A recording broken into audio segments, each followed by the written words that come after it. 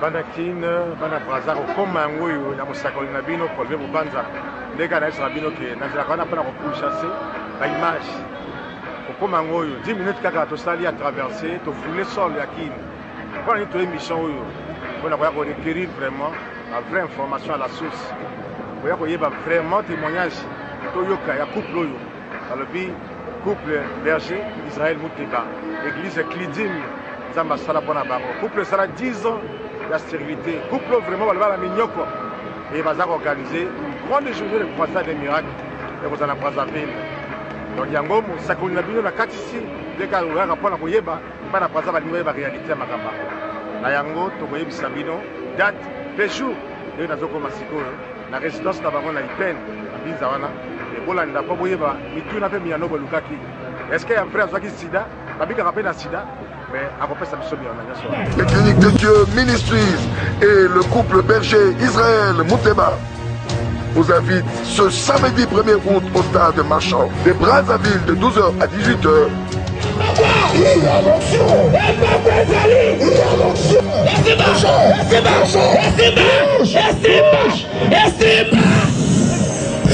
Venez expérimenter la puissance de la parole de Dieu qui amène à la guérison.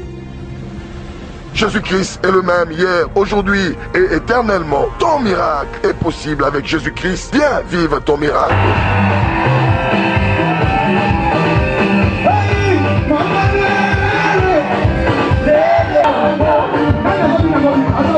Soyez les bienvenus. Que notre Seigneur Jésus-Christ vous bénisse. Bonjour et bonsoir. Comme je venais de dire, cela dépend de la ville où vous vous trouvez. Donc, je disais tout à l'heure, comme je l'ai annoncé dans l'intro, que nous avons donc fait la traversée ici à Kinshasa, l'autre rive de Brazzaville, pour venir rencontrer donc ces couples bergers, Israël Mouteba, que nous sommes venus donc rencontrer pour se ressourcer donc de cet événement qui pointe à l'horizon. Donc prélude à tout cela, yango to kati awa boende bozoma na biso vraiment balobi que tous allez vraiment na kati bela na mboko Kinshasa. Alors donc en présence de couples bergers bisnon de bozo la bana braza banakine de partout pontono bokola émission oyo en tout cas botia matoi pourabo comprendre boyebi que Paul vient na émission na ye. Moi j'aime palper la réalité du doigt na mota tembe na yoka ba témoignage à couple trop baloba tout mais na mona ki na ba téléphone ndé na bisabino na émission na Brazzaville et simbakite to kutana na bango to ba réellement makambo balobela pour na couple oyo vision e utandenge nini. Alors pourquoi différence, il y a ministère, il y a église, nous sommes Tokolobango. Alors, tu ça déjà mbote. Bonsoir, couple berger. Bonsoir, papa. Bonsoir, papa Paul Vieux. Alors, nakane si to bana ilobana na papa. Comme vous voulez. Et ça l'a bien. To bana na ma papa, et ça l'a bien. Alors, Klidim, clinique Dieu ministre, de Dieu ministre. Alors, et là qu'on a tonité bango parce que bana braza, baza kota la bazoze la bayeba. Klidim Edingo Lobelanini et puis Vision Neuta Wapi. Je remercie les seigneurs pour cette opportunité qu'ils nous accordent. Azali na reconnaissance mingi et pas ya Seigneur n'a besoin Jésus-Christ a possible cette opportunité tout le bas de sa part pour le peuple ya Brazzaville. Clinique de Dieu Azali un ministère que le Seigneur nous a donné. Et ministère Oyo, ils ont la particularité de représenter Zambé, notre Seigneur Jésus-Christ dans sa dimension de médecin. Ils ont la bateau, Bakutana na Zambé, la dimension, il y a protecteur, il y a pourvoyeur, il y a Makambo Ebele, mais, Bisoto Kutana na ye, la dimension, il y a médecin. Parce qu'en fait, si vous écoutez notre témoignage, vous comprenez que le Seigneur nous a fait passer dans la maladie, dans la stérilité, dans la pauvreté. Et lui, étant médecin, il est venu restaurer toutes ces choses pour la médecine de Dieu, les médecines, les limitées, au-delà de ce que les hommes peuvent faire. Voilà dans un premier temps ce que nous sommes, les cliniques de Dieu. Voilà, je crois que surtout les Kambo, Tokatisawa, Toyota deux buts. Toyaka vivre en live, tout tenir quintessence, il y a témoignage. parce que maman tout à l'heure, maman Israël a colobé la biso sur l'eau. Tu évites maman Israël, d'abord mbote na maman. Mbote papa Paul Vio. Alors maman, comment est-ce que dans les solo il y a témoignage à papa parce que ça de tout azimut. Mobali oyo zo qui quand même ya ndenge to linga di bala tout et la capona ke bato bozala heureux na couple wana. Mais stérilité auto ki ba lobby ti kunanga na kango ponga na zango pandisango. Balobi couple wana eleki si stérilité ya bane. Nana ngo azala ki réellement stérile. Moi si to mobali na kata couple. Po ipa na ngane mission ba pour les bato azola na bino. Ya solo papa Paul Vio na pesi nzambe merci pour l'opportunité à sali biso po to ko akoleka na ba écran na bino bozolanda biso na Congo Kinshasa pe na Congo Brazzaville to pamboli ba peuple de Dieu nyonso bazozela arrivé ya grande croisade miracle ko salama na esplanade ya Stade Marchand. Wana nde bato bazozela ngo to kolobelango tout à l'heure. Nazo pesa bango mbote mais au moni première stérilité ça la première couple. C'est la première moissité to ya mobilité. Ce qui stérilité ça na ménage, c'est-à-dire bino moi c'est na mobali et sengeli bino so bozo traiter. Bozwa bo bondela bozwa makamnyoso monganga ba monganga otozolo ba le médecin à côté likambo yo Jésus-Christ de Nazareth pour être besoin solution. Ndenge ya biso à côté ki likambo ango pe apesi solution aujourd'hui toza na bana. Alors tokozwa pe bana tout à l'heure parce que na moni bana wa boye so botali santé pardon. Mais tokozwa tout à l'heure parce que ça a vraiment plaisir. Mais mère, to le balani bien. Est-ce que quelque part parce que tu es bino basi de nature bana moi impatience moko boye a patienter tile moko ba isaka. Alors na ba critique ba tamoki nde to ebili stérilité. Plus d'une décennie na kata stérilité et ba isaka teki. 7 ans à stérilité. Kela mosusu na tika ngata li balango po ou bien ba semeki ndenge ba sekaka to ndenge ba lobelaka quelque part yo supporta ba passion ndenge. Omoni papa Paul Vio, la Bible dit la foi vient de ce qu'on entend et ce qu'on entend vient de la parole du Seigneur. Omoni déjà le quoi biso to yebaki nzambe foi ese kotaki to yebi ete nzambe azana makoki nyonso. Nzambe azana eloko moko ta ko lembana na bomo ya mutu. Et tozalaki confiant dans nzambe na biso to yebaki ete nzambe otolandi il est celui qui guérit toute maladie, toute infirmité. Yangwana nzambe otolandi otozo présenter bino na poko alelo oyo biso to bengi le médecin par excellence oto bengi mokonzi na bakonzi il était à mesure à régler situation na moni makamsu le Seigneur permet pour les lois pesa biso enseignement ce qui a pesa qui stérilité tembelelo clinique de Dieu botamité ce qui papa les kana qui na maladie tembe clinique de Dieu botamité clinique de Dieu botami yango tozo ba ke biso ministère oto bengi en clinique parce que nous avons expérimenté un Dieu qui guérit, la médecine de Dieu, la médecine spirituelle, non la médecine yamokili conventionnelle. Yango no moni vision, il faut ça bien na bino moko soki bo expérimenter. Voilà pourquoi les cliniques de Dieu ne yango no moni lelo makamnyo so bozo mono ba témoignage yo ba to bazo luka ba yo partout. Et puis na katioté, je vais ajouter un peu. Au moni, nous avons fait 7 ans de stérilité. Dans cette année de stérilité, Oyo, l'ennemi ne nous a pas ébranlés. Nous étions un couple qui vivait sa foi en attendant. Les gens ont parlé, ont insulté. La compèse au témoignage. Tokomi à Bruxelles. Moi, j'étais en train d'animer un grand séminaire à Bruxelles où les paralytiques vont au tambola. Et ça même na ba image à ba sport. Na ba image tozo tambola on moni maman azo tambola na sport wana. Tango wana on est encore stérile. Ba to ba lobi mais ndenge ni couple oyo ba komi awa maman stérile atambola raté ba fa na sima na yo wana ba koko na ye. Maman oyo paralytique atamboli mais bango mo baza na mwana te. Tozo qui est en étage parce que un ascenseur parce que na salle wana ezaki na deuxième niveau. Tozo qui est en ascenseur Batoizo loba bato penza ba bondeli pona paralytique atili ki chaise roulante bongo ba bota mukonini. Ce jour-là nous étions dans notre chambre. Oui, après avoir kosala musala nzambe le Seigneur s'était beaucoup glorifié. Basour na Bruxelles sourd matoi, c'est-à-dire que tympan et broyé.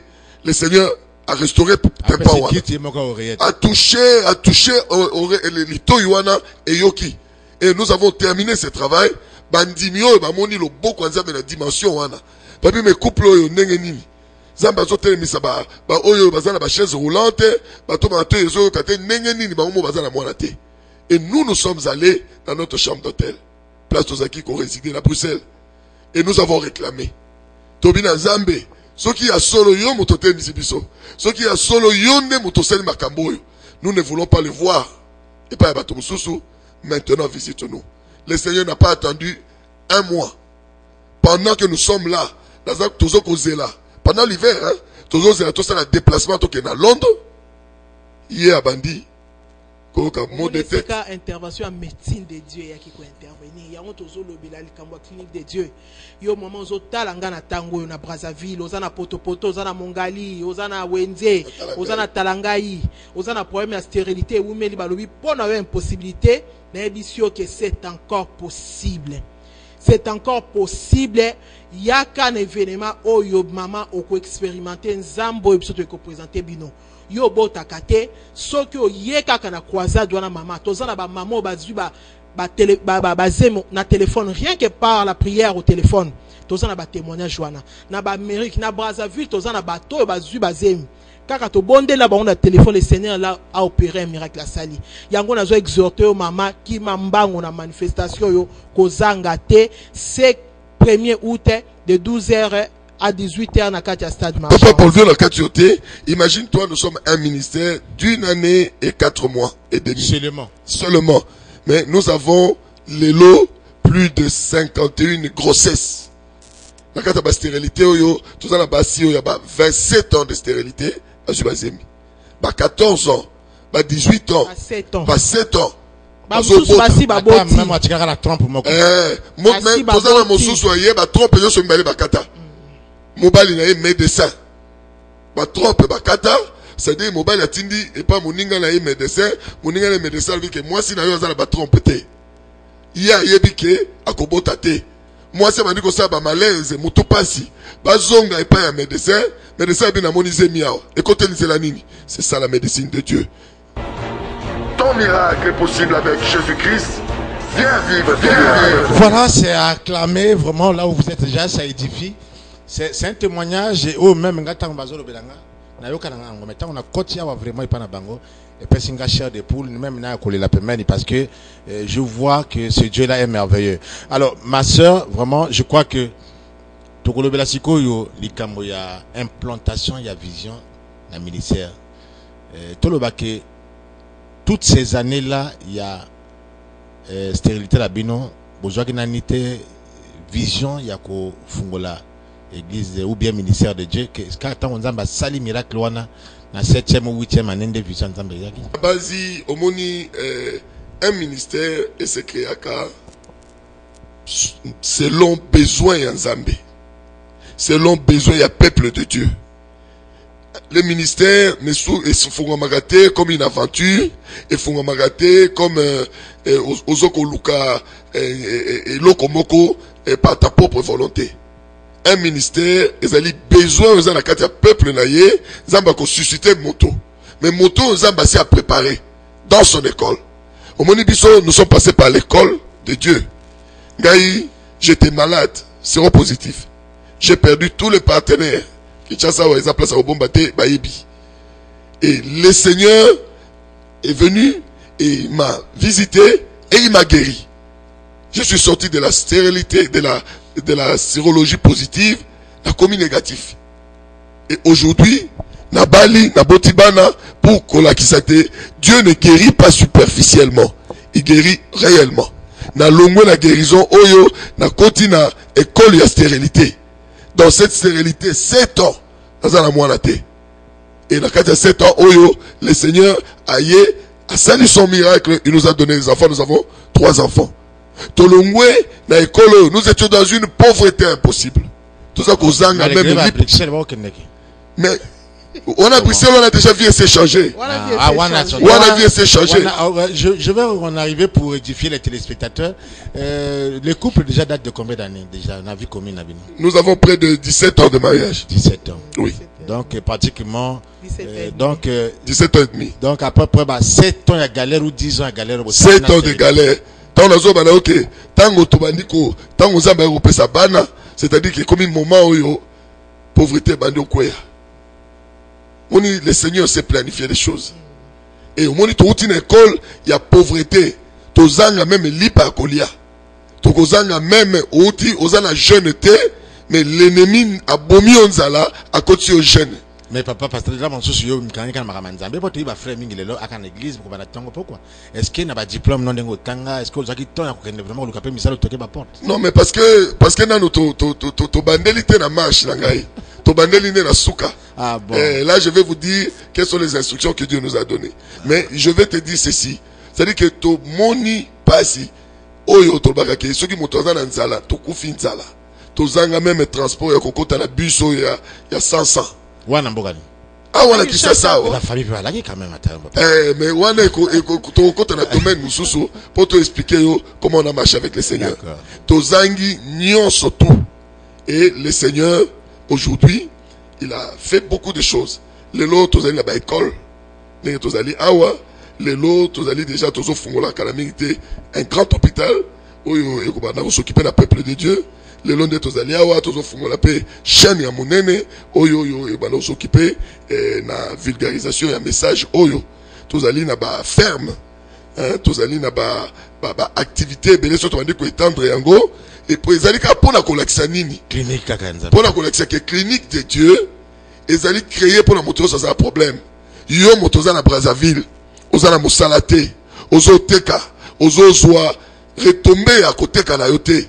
Vous allez comme la nyonso tout et ont réussi été le 1er août dans stade de marchand viens il y aura quelque chose qui va se passer dans ta vie parce qu'il y a un programme spécial pour la vie d'ailleurs. Alors maman pour continuer quand même fil d'idée donc le bac clinique en quoi pour nanga je me disais que il y a peut-être pour ma maladie ou il y a tant mosusu spirituel autant que sous médecine et les batailles. Donc, on va payer que la clinique, la vision, la binona même des maladies, des difficultés financières, puis nous avons fait ça au restaurant. Au moni papa pour le vieux et le komoko. Au moni médecine autozoloba. Au moni ataso ok na ba radio na ba scanner ya mokili. Batala ba mona pauvreté mona na kati scanner. Malédiction mona na kati na kati microscope. Voilà pourquoi tozo yebisa yo yo mutozo lekisa ba étape pour situation yo. C'est libo balakate oza mwasi kitoko obalakate yo mwasi okora komema zemite osopaka bazemi tango nyonso okokaka kosimba zemite mobali na yo musale mona na kate. C'est là où intervient la médecine de Dieu, clinique de Dieu fouya. Pour la clinique de Dieu, pour nzambe ya ko soigner ou ya ko ba soins spirituels. Maladie otozo lobela ezaka maladie na nzoto te. Nzambe otozo lobela bik sa kran nzoto te guérir le corps, l'âme et l'esprit. Voilà pourquoi on a besoin de traitement spirituel. Traitement spirituel ezali la prière. Traitement spirituel ezali oyo ba injonction nzamba pesi biso ba instruction nzamba pesi biso pour na peuple na ye, pour na ministère oyo. Biso tozo ba traitement tozo na ba kisto pesa ba tout c'est la parole de Dieu qui guérit. Pour être fondement biblique na biso to ya ministère oyo evandami na kati ya psaume 107 verset 20.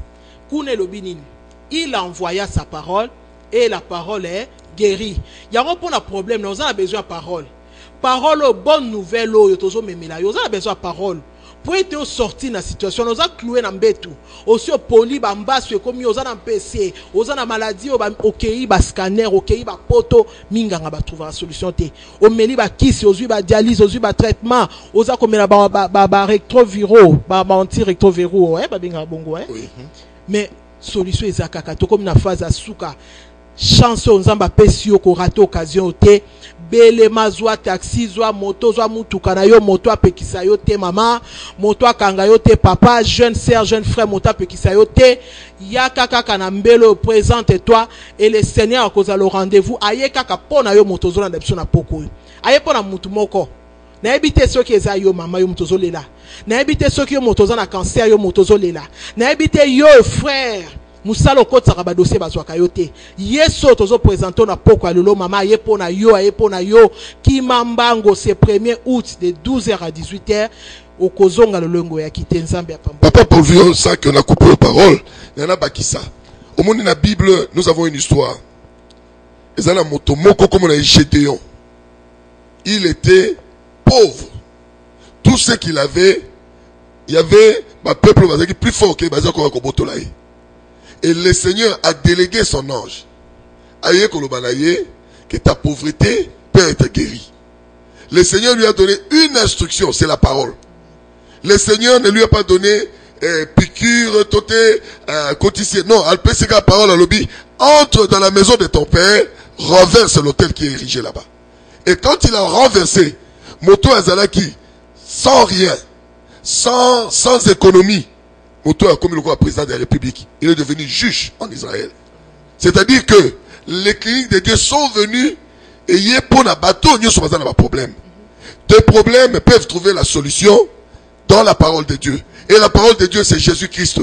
Ne venez pas, lorsque vous venez dans cette croisade, et il y a un homme, Motomoko, Azali spécial, non, c'est la parole de Dieu qui est Jésus-Christ de notre Seigneur, qui va te toucher et qui va changer ton histoire. Ah oui, mais là vraiment je trouve que prédication à la bino est différent maintenant balinga misusu.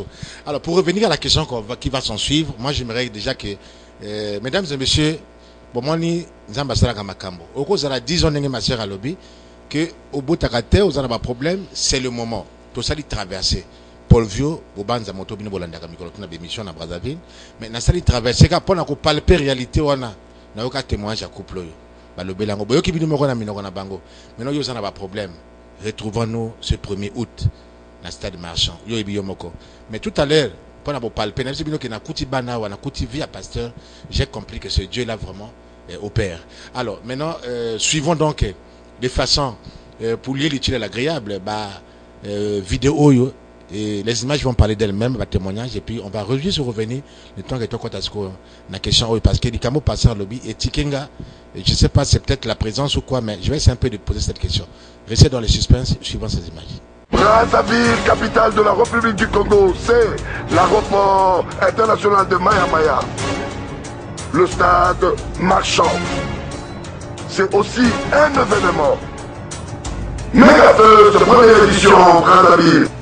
Une date, samedi 1er août 2015. Croisade miracle de 12h à 18h au stade marchand de Brazzaville. Thème qui m'a touché. Regardez ce qui vous attend dans cette croisade. Les fous sont guéris. Frappé la folie. Nazali kokende. Kozongi sa eloko nyonso neme ya botolaki. Que cet enfant vive. Qu'il reprenne son intelligence dans le nom de Jésus. Lève-toi. Tu peux courir. Cours jusque là-bas. Vas-y, cours. Viens. Les paralytiques marchent.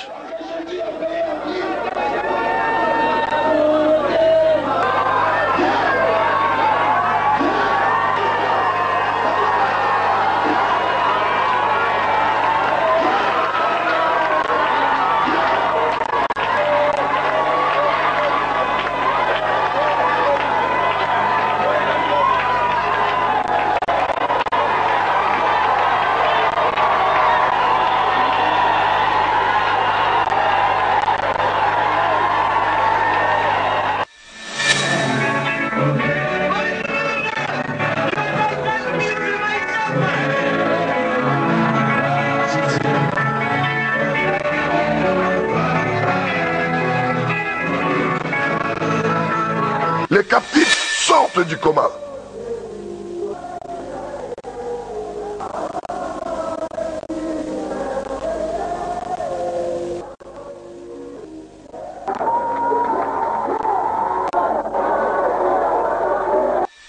Les séropositifs guérissent.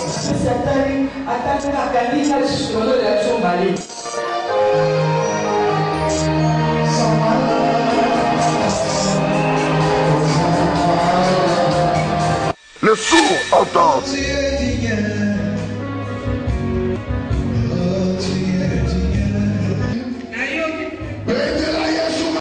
Les femmes stériles enfantent.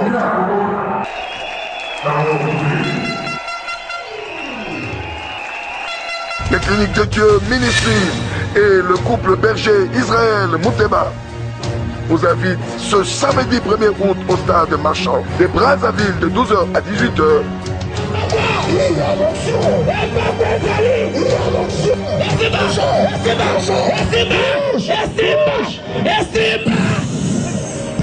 Venez expérimenter la puissance de la parole de Dieu qui amène à la guérison. Jésus-Christ est le même hier, aujourd'hui et éternellement. Ton miracle est possible avec Jésus-Christ. Viens vivre ton miracle.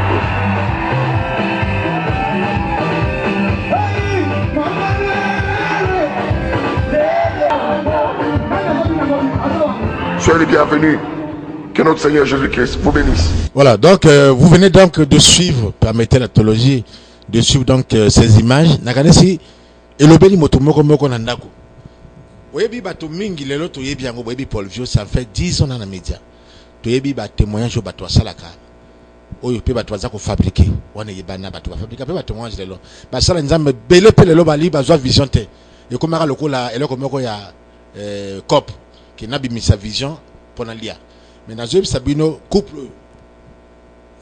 tant on a yé na kutiba na oyo, je crois qu'on aura les noms tout à l'heure. Je suis avec elle, ils sont en face de Mborolanda Bango. Et puis tout le monde ndenge nini et pas nazalia bwana mbinza. Je vous dis que nzamba salaka. Donc tokuta na le premier.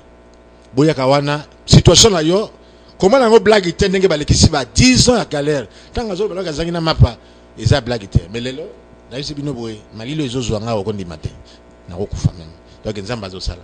Voilà, donc l'homme de Dieu, nous revenons donc à vous. Tant nzamba sala sala kadaye, mais eloko bolobi sikoyo ngana contredire na mamoke. Yo lobi que non, ba ya kolanda yote, ba ya kolanda des paroles. Mais biso to yebi que pasala nzambe lelo comment bino comment ko sala loki ta personnalité. Et tant que bozo sala campagne, photo à monene na rond point batia yo, partout dans la ville, ayo, ba effigie, ba maputa, ba ko tia ilongi na wana mama le mosusu. Et tant que bazo yaka le mois bongai. Mingi kana bino basala nzambe ngai na sala boy ngai na sala boy ngai na lekisa boy na ka ta ko tibalo baka mingi nzambo ya nga sala boy mais bino contraire moi na baninga c'est comme si besoin na vision moko contredire que besoin ndenge ya condamnation à malobo baninga batsaka bongai wana besoin ngo tiango teta mozo po na caméra ezali besoin na bino betendeni. Bon, na base ce ministère est né à partir d'une vision. La vision ezali le regard aux ambapesio place aux ali ko uta pe place aux okende. Le Seigneur nous a parlé d'une manière claire. Qu'est-ce que j'ai vu? Le Seigneur m'a montré que Toza Kokota Naba stade ya minene. Yé Jésus-Christ a la tibilamba pembeli boso. Biso tozolanda na sima. Tokoti na ba stade oyo tokuti bato ebele na ba stade. Siko na kati ya stade oyo tomoni bato oyo tango Yesu azokota biso tozolanda na sima. Bato bazo beta maboko comme vous ne pouvez pas vous rendre compte. Bato bazo bina bazo ko acclamer. Et le Seigneur s'est retourné et il me dit ceci. Bato nyonso yo bazo acclamer nani. Albina na ebité. Alobi bato nyonso bazo acclamer ngai.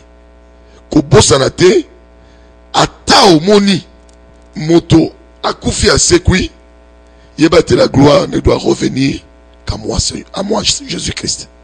Yango moni biso dans quatre ministère Oyo, nous avons un seul nom que nous élevons, c'est le nom de Jésus-Christ.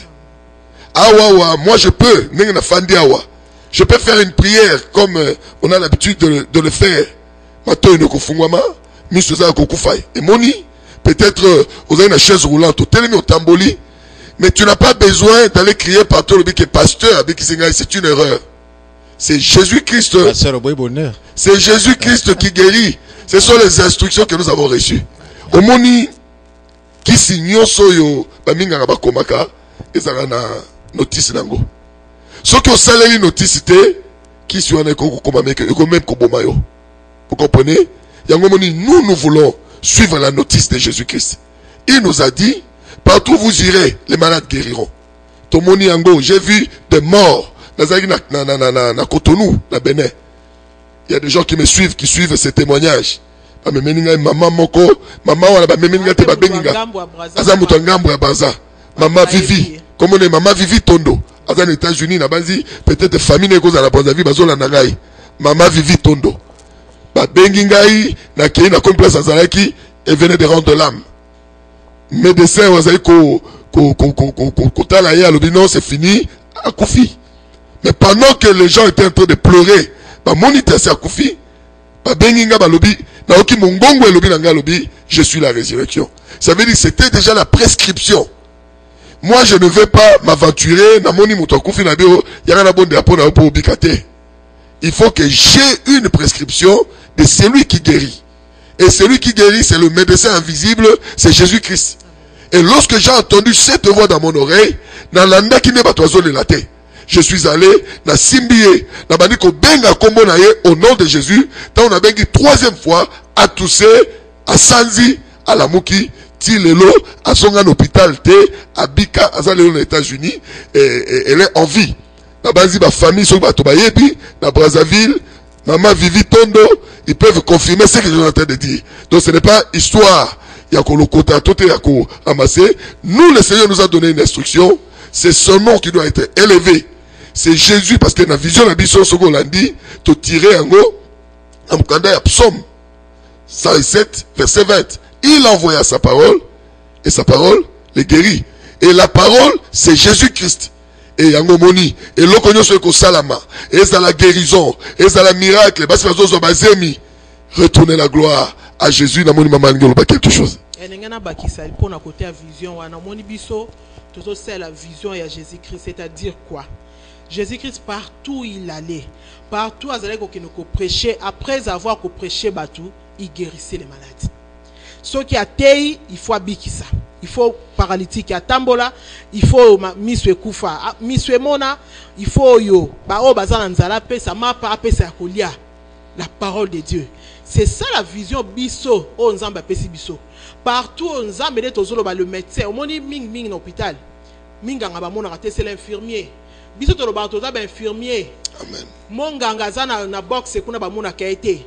Mutu akosala peut-être papa bondel pona mutu abiki mais bazo mona te eza papa Israël te mezali médecin azana sima la boxe ça commis ça c'est les prescriptions alobi pona malade impose les mêmes maintenant pona malade ordonne pona malade yo sala boy il va être guéri, c'est-à-dire nous respectons la prescription le médecin de médecin a pesibiso. Voilà pourquoi tout le biso toto ça la vision à Jésus-Christ. Partout Jésus passait à côté sa kimia à PC son biso message un message à condamnation té. Message il y a joie, il y a restauration, il y a libération. Donc typiquement la clinique. Voilà. C'est ça. Tout voilà. Ça guérison et ali même nanda kimia so exact c'est aux a besoin ya rubika. C'est ça. Quand tu n'as pas la paix dans ton couple, tu as besoin que Jésus aille apporter la paix. La paix aussi, c'est une conséquence de la guérison. Voilà. C'est ça les cliniques de Dieu. Voilà pourquoi Tozo Bengayo, c'est 1er août, de 12h à 18h, bien aimé, ne manquez pas. Ah, les ali kambo religion te, les ali kambo yambate au catholique, au soki nini, au chrétien, au réveil. Biso nyonso ba na nzambe, yo moto zale kelamu ya nzambe, problème na yo yaka. Au moins, le problème est parce que oyebi na nesika ko déposer en côté. Ezana moto moko, il s'est chargé de nos maladies. Il y a la moto moko, il s'est chargé de nos infirmités. Et ça la moto moko, oya zwa qui passe na yo na croix pour yo ozala kimia. Au moins na plan originel en Nzambe papa Paul Vio. Nzambe na plan na ya saki moto abelate. Na plan Nzambe asaki moto alobi zala prospère à tous égards. Ndenge ta ya am na ezali. Ce que moni quelque part makamwe ko simba te, ozana besoin d'intervention. Il y a la clinique de Dieu en Zambie. C'est Dieu. Nde azali auteur ya nzoto na moto. Ceux qui na bomo inayo, bare sala surtout on a besoin créateur aya ko pesa pièce ya rechange mosusu. Ozana problème balobi na yo ke ozana diabète, ozana sida. Mokeli na ozana mesure a changer makila la ndenge a changer ki makila. Ya moumbu na bino bozotala na poko alelo. Bien aimé sida ebika kate bika.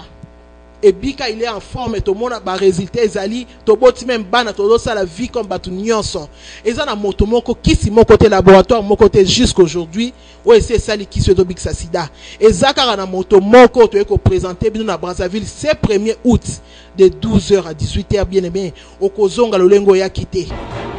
Ton miracle est possible avec Jésus-Christ. Viens vivre, viens vivre. Voilà, venez vivre donc vos miracles. Boyebi ke tembe ezalaka bien te makambo nzambe botala soki ye moko kolo nzoto oyebi ke sida eza malade moto akomi kolobela ngo teke non nga nabelaka sida mpe nzambe asalanga ezalaka impossible d'abord même na vie ya bato mokili mais papa abelaka sida sida pe ba résultat pour positivité contre la négativité. Papa a une stérilité couple. Mais les lois comme na bana, dès dans mon bana ngaboy. Alors pour autant dire que botika nzamboyo les lois de tout le monde a passé les belés moi ngai na boyoki ki balobi bango bazali ba infirmier et il y a un médecin qui est donc Jésus-Christ. J'en suis sûr que et certain na le 1er août bazalawana biche belé pour na toke ndeko luka guérison parce que modo tout ne toali wana tokozanga bokolona nzeto te et ezala molimo ezala wapi en tout cas venons-y nombreux pour que tous alawana to kumisa nzambe wana pe ba miracle salema. Alors je crois que le couple berger toujours kende moke na ndenge to salika traverser oyo uniquement pour atteindre ko palper la réalité parce que bana braza chose la bino vraiment beaucoup pour leli ba bi que guérison pe ba croisade abo écoute salema pe kala que vraiment ba église est traversée de l'autre côté et que stade oui la stade de major de bozarawana et salema mo kala. Mais et là ce qu'on a moni est-ce que na ndenge pe nzamba lobeli bino tokozala pe na ba système to mona ka ba mouchoir ba kaboli bato ya pembe na stade ba longoli papa nenga na costume ba kolongola costume aye ba simbi ba niko beta bato ba nzoto. C'est la même façon aussi de guérir pour vous bien ka na dilobaka na maboko parce que boaka trop gestuel veste montre nini to éviter est-ce que na pratique omoni biso na clinique de Dieu Ministries Dieu nous a donné une instruction, ils ont d'abord à juger les serviteurs de Dieu. Parce que serviteur de Dieu, na serviteur de Dieu, ils ont un appel, une instruction. Makamo zamba lobeliye, to yebite, petozalité. Mais eloko o biso zamba pesibiso, ezali le nom de Jésus et la parole de Dieu. Il nous a instruit que to kende to te lo ba zambe, to la ki sabatote, lo ba zambe et le kate. Jésus-Christ est le même hier, aujourd'hui et éternellement. Et que Moutonio se foye bate, Zambazali au terre ya vinaye. Ezali lokola un auteur où a commis livre. Ce qu'on moni livre, zangi ba page, bazote kango, agoba non, vous avez abîmé mon œuvre. Et Seigneur, boba qui sa ba page, parce que la coma qui a ngoboité. Ce que Dieu vient faire à Brazzaville, c'est la restauration. Zambaliga komi sabatu ya sika.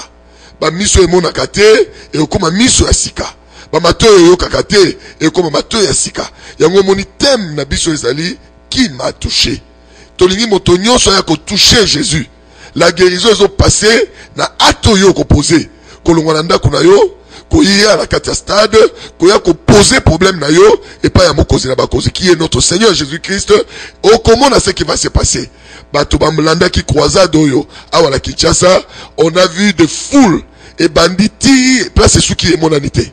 Batobaye, nombreux, alors nombreux. Et nous avons vu ce que Dieu a fait. Yamonazolo banayo, mutozana Brazzaville. Ton heure est arrivée. Ngongalayo s'est commis. Yaka le 1er août, de 12h à 18h, la stade de marchand. Ton miracle est possible avec Jésus-Christ. Viens vivre, viens vivre. Bozola nabino moko, ndengere, tu sabino que polele na émission oyo, toye ko palper. Et nous avons répété l'expression na réalité awa na couple berger maman nabiso Israël Mouteba. Alors si tu nous joue encore à propos de l'église bolobi nangawa que église à peine 1 année 4 mois ministère nabiso mais quand on a monia aboyé ben implantation quand même beaucoup en France ben États-Unis par quel miracle et c'était aussi trop rapide. Parce que l'église, monsieur Kobana, même 10 ans, ni pas comme à traverser outre-mer.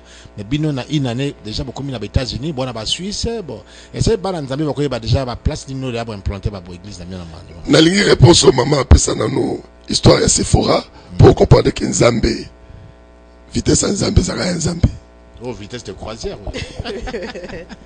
En tout cas, au moni, Sephora na Moïse azwaki Moïse mtakuta na Nzambe. Moïse mtayoka ki mungongo Nzambe na désert. Moïse mtayoka ki ba prescription Nzambe alobaki na alobaki tangu Moïse akuta na Nzambe alobi na ye.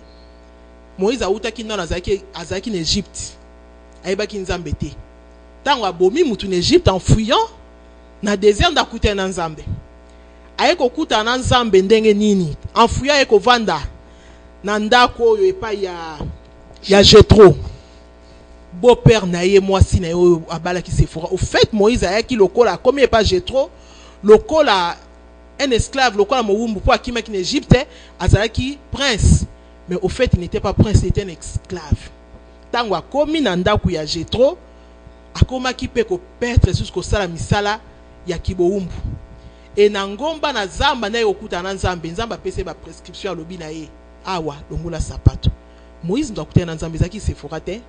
Mais tala moto akutani na nzambe, abosani makambo nzambe alobaki na ye. Il était censé mémoriser ko kanga ba prescription nzamba pesa ki. Nzamba pesa ki pour appel, pour na musalo nzamba pesa ki. Mais pour na Moïse fala ki Sephora moko pour sauver Moïse na kufa. Yango tozo loba, c'est un peu comme tozo loba wana vision na biso. Ngai nzambe mobile nanga kuta na nzambe le Seigneur lui a donné makambu wa pesie. Nga na pembene loko ya Sephora. Pona kolakisa ye, pona parce que livre azo loba livre à serviteur o nzambe a pesie alobini moni na marche na yo, okusala boye. Et tout ce que makambu nyoso nzambe alobaka na mutal bosa partager na ezaranga. Ata linga bunga nzela zonga nga na ozongisa nga la bomona livre à serviteur. Tala ninga lobaki na yo. Rôle à Sephora ezali pour sauver Moïse, au sauver visionnaire, à quel était accompagné. Sephora a sauvé Moïse ndenge. Moïse en marchant, na peine, na marche en Zambé, tant azo tambola, a bossana qui est à tambola qui na mona mokazala qui est incirconcis. Moïse a bossana qu'il était censé connaître qu'il n'a pas tambola incirconcité. Mais t'as la moto azo qui appelle. Il fallait qu'il Sephora y en a pied. Moïse a lali pongi. Nzamba a décidé à Bomaye. Nzamba a décidé à Boma Moïse. Moïse a bossani inscription Nzamba pesa qui. Et fallait qu'il Sephora moko. Oya tambola kana kaye ya serviteur. Oya tambola kana vision. Oya yebi ango yebi ki awa ko sala te. Il y a un danger. C'est Sephora nda sauva qui Moïse a yé ko kata moi no circoncision pour Nzamba a décidé qu'il y a Boma Moïse na champ. Pendant que Moïse a sala ya roulala. Alors Sephora les cas qui nzambe na vitesse azwa ki pierre oyo maté oyo to combien même na livre. Tout ça on a livre. Tout ça on a livre pour découvrir on ekoya na braza. Qu'est-ce que Sephora a fait? Sephora nzambe a joué épée. Abi je vais tuer Moïse. Moïse dormait mais Sephora ne dormait pas. C'est Moïse qui est le serviteur. Sephora la lité. Nzambe c'est quoi joué épée? Nzambe a joué épée à l'obi. Je vais aller tuer maintenant Moïse. Pendant que Nzamba koya ko bomaye, Sephora joue libanga à l'ékin Nzambe la vitesse. Akati. Ngenga ya mwana. Nzamba komi et l'autre tinde Nzambe pour abomeza souté. Nzamba simbi épée na ye. Abi moyena bomasu Moïse ezate pour Sephora azali. Voilà. On a un loba. On a un loba. Dès que tout qui est dans le monde, c'est-à-dire que c'est dans le plan de Dieu. Tu es dans le plan Nzambe parce que au moni batonyo so bazala ba noyau. Oyo c'est tout dans le monde ezala na Brésil na Sao Paulo, ezala na nini na Canada, na Montréal, ezala na Suisse na Neuchâtel. Ce sont des gens qui ont vu la main de Dieu. C'est-à-dire batoyo Nzamba tindeli biso bango kaka boye ba moni la main de Dieu ba uti ne tonga songolote banza ba moni la main de Dieu bangonde ba keikuna ba bandi ba noyo oyo moni place tozo tanga na on peut ce exemple na kati ya mboka ya Ohio toza na couple moko parce qu'il y a une stérilité ya 10 ans kaka la nzela ya prière to bondeli ba kende ko to passa na ba insémination et simbité to bondeli Nzamba pesi bango mwana lelo basi ba boti mwana bazana mwana moko. Et regardez ce que Dieu peut faire. Batouana, ils sont dévoués pour les ministères. Yango moni kokamwate moni biso partout dans le monde. Dans 1 année et 4 mois, c'est Dieu qui donne tous ces gens-là. Voilà, donc je crois que s'il faudrait que tous alana couple yo na ba témoignage, na vie concrète na bango, to zoata 3 jours, mais tout ça là bon c'est parce que bazoyak. Tous autres traversées, Bazalawana et rendez-vous Ezaka Moko. Une date, samedi 1er août 2015, croisade miracle de 12h à 18h au stade marchand de Brazzaville. Thème qui m'a touché. Outouana. Yo pense qui n'a pas touché. Est-ce que l'autre compte peut beaucoup implanter dans Brazzaville? Parce que ceux qui déjà dans le Canada, c'est comme à Wata, Wapi, bongo à 0 mètre, capitale jumelle. Est-ce que toko ça la peine à faire un miracle, n'engue pour implanter un lobby clinique dans Brazzaville, na où on a pu vous appeler que possible, papa? Omoni papa pour que biso to sala kalikam nyonso na ndenga bomotote. Et c'est une Nzambe alobela bisa convaincre biso. Omoni croisade tozo qui nous sa na Brazza. C'est après croisade ya Kinshasa tant que ça qui sort officiel na biso à Kinshasa. Croisade ya Kinshasa qui n'a beaucoup de succès. C'est alors que bata Brazza ba insister croisade ya Kusalam. Ce qui Nzambe a ordonné biso to ko implanter parce que atini biso to qui est partout dans le monde. Boni awa ka pembe ni awa. Nisika tozo sala. Ce qui Nzambe a permettre à ordonner siko bo chaque clinique de Dieu na Brazzaville to ko chaque clinique de Brazzaville. Tout ça qu'on dit Maïgo Tchama déjà, mais mesdames et messieurs, vers le dernier virage, on a pratiquement tout à peu de temps, une minute, mais bon, on a une caméra quand même. Oui, Brazzaville, événement, de grande envergure, parce que vous avez un peu polélé, et bango peut bâtir ce matin le bande comme ça au Canada. Bon, t'as un témoignage. Dengenini, moi, quelques bateaux, tout ça qui bango, tout fait balader Miko na biso na venu na rue partout, et bah, ça qui bango. L'événement et puis tout le monde et puis juste on revient après pour déjà clôturer avec le couple berger.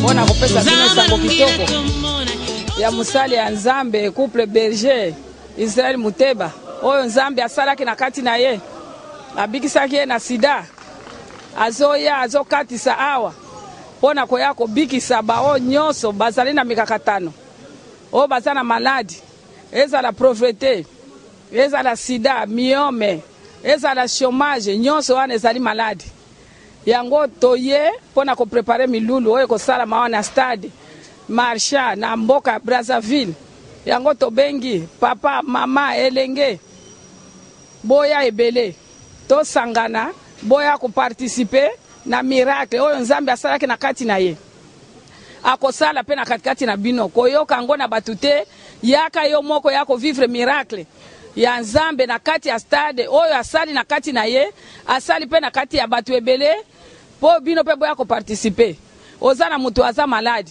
aza na hopital aza na ndako aza la kizengi aza la tambola kate oza la tana ba problème si umeri bambule belé yaka le 1er août. Bon, mes soeurs Nchimba vraiment Brazzaville vraiment stade marchand. Compagnie n'était vraiment papa Israël vraiment. Oh bana sida même temps pe chita ba mebu quand même Nzambu wa sala buta donc miracle men ne miyoga vraiment. Oh ba ku mukondo ku wenza vraiment nzona lumona ku. Ba bana bimbero bya chiba kota ku nzo vraiment izana Nzambe muka sala mbura beno. Una wa wanzo ni satu minu Nzambe vraiment kata jambo ka kwikila. Donc nzola vraiment na lumona nzola lumona mutu yanga la kona mutu ka vraiment kala mususi una wacha sakulu vraiment kachira stade marcho munsaika ba parce que mona kabi mangu be sa tata Nzambi ku papa ku pasteur Israël donc combien de fois bimangu bikana musamunga donc telama izaka kancha uma wayenda chinkala kinsunji peka bakongo wenze mungali natukeno umala vugila kubavugila kabazaba kauko donc nzola vraiment na lumona vraiment ndaba le 1er août fona lumona Nzambi muka tajamu beno donc ni poko antela vraiment batata na mama vraiment futa beno munsai baba tula bimbefu mukachira nzo katela makako malari banta izano vraiment yini ntangu andi vraiment ifwani Nzambi vraiment kubikira ntangu tayandi le 1er août kishi vraiment Nzambi vraiment katajamu muyandi ku stade marche vraiment même chiri ni yanje na kona mutu akwiza Nzambi vraiment kala mu mwatu mususi una kwiza mu chiyenge bakara mu chiyenge donc vraiment ni boko antela ka dukola mani vraiment izeno. Vraiment merci pour la parole. Grand joueur le kwanga il lo na kacha marchand na c'est pas vraiment ko zala awa et puis ko benga ba mi sportif bayaka boyaka ebele ba footballeur ba bato basketball et zala bato volley boyaka le 1er août tous en la croisade à un stade du marchand boyaka vraiment toujours préparer Jeux olympiques na mboka na biso to senga eteke Nzambe accompagner biso na Jeux olympiques yo et puis force ya et à Jeux Olympiques et ils allaient na kati ya prière. Donc boyaka belé le 1er août. Yaka wana message na kopi. Pana sina yoki milulu depuis kala landaka ngona ba émission nyonso ba chaîne nyonso ya Brazzaville na landaka ba émission ya Papa Israël na message ozo ya guérison na kati ya mboka Brazzaville. O nyonso azaba na ndeko na azali na ndako azala makasi ya kotambola te. Afuta taxi mbangu na le 1er août aya kolanda na stade de marchand Papa Israël akozala wana. Na bandeko na biso ya modèle nyonso ma malade ya modèle nyonso abikisaka ba sida ba malade ebele oyo ezobikisa Nzambe Israël azobikisa maladi wana kozala na duti te soki oyoki message oyo kokanga motema te yaka oyo ka message oyo yaka omona na guérison oyo eza lobiko ya tiko take pa Papa Israël azoya le 1er août na bandugu yangu yote biko mjini ya Brazzaville mukuye nye bote hata biko Kishasa mukuye musikie mke ushuhuda ya pastere nani Israel iko na utumishi ya Mungu sana. Mungu iko natumika sana ndani ya pastere Israel. Oye mtu wote kwa mbali na kati ya mjini ya Brazzaville akuye makomine yote ya Brazzaville mukuye ushuhudie Mungu wa Israel. Boya kasango malamu yo ya pastere Israel. Miracle oyo Nzambe a pointe na kati ya musali na Nzambe na ye. Miracle ezali guérison nyonso ozaki na mikakata ozaki na limitation na kati na vie na yo okozwa continuité na kati ya vie ya musali ya Nzambe ya Israel azopesa ba guérison ouverture makambo nyonso oyo botaka te okobota na Nzambe wana oyo azalaka misala esalamaka te okoya okozwa musala nyonso na nzela ya nyonso ya Nzambe ya Israel oyo boya ebele ata ozali musika ozana mkondo mikalu wenze bifuti kuta nyonso boya kuta Nzambe ya Israel azosala ya minene koza na duti te soki oyoki kokanga telecommande na yote fungola landa message oyo landa message bana Brazza bana kin de partout. Merci encore na bino ndenge tozalaki na émission oyo mboto la bino moko témoignage ndenge ni bato baza kozela moi ba mikole to faire balader na Brazzaville ya su mosika te kalate tokozala na bango wana botonda wana stade wana nde baton sango lokola maki stade marchand. Alors couple berger maman na biso to komi pratiquement na suka boyebi ke biloko ya bitando ineno esanga kapeta mosusu ngonga ya lingonga moi liloba na peuple brazzavillois parce que Brazzaville lingo bateka ko ya capitale même bata pante noire ya ba dolizi ya bankai kinkala de partout ba wando ba oyo nyonso bakolanda bakozuka baya kana liloba nini beaucoup pesa biso de bazolanda ben to bengisi bato nyonso ozali na Nkai ozali na Wando ozali na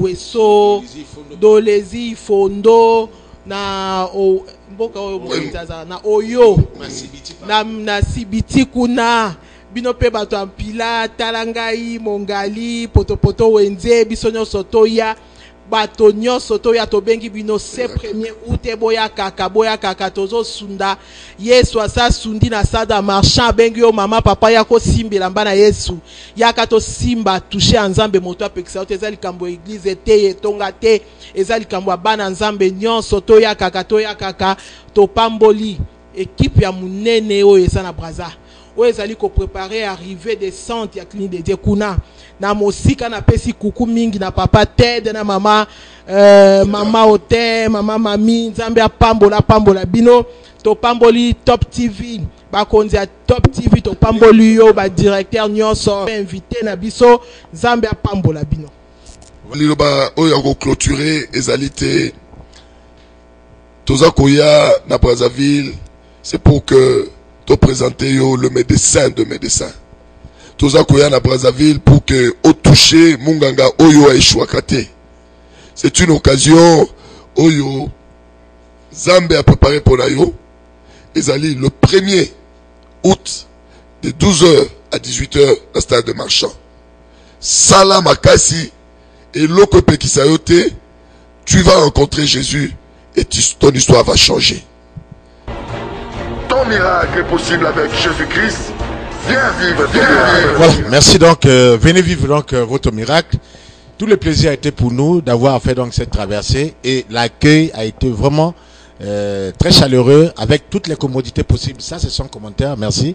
Na ndenge boyambi biso, merci na ba confrère nanga ya chaîne à télévision, il y a Clinique de Dieu, bango tout vraiment ba confrère nyoso merci na ndenge boyambi vraiment de to sali mosala et na kanisi ya koloba ezali te tokutana kaka wana vraiment na le 1er août tout allait belé vraiment et puis ceux qui n'ont pas touché ça le la balinga wana vraiment attends même le pango boy opesi na couple pe ba fongoli biso vraiment clinique kuna na Brazzaville tu as besoin maladie belé ba maladie peut atondi mais vraiment na yebi que Brazzaville et oki lo banzambe et d'ici là portez-vous bien, on se retrouve donc à très bientôt le 1er août. On se dit bye bye.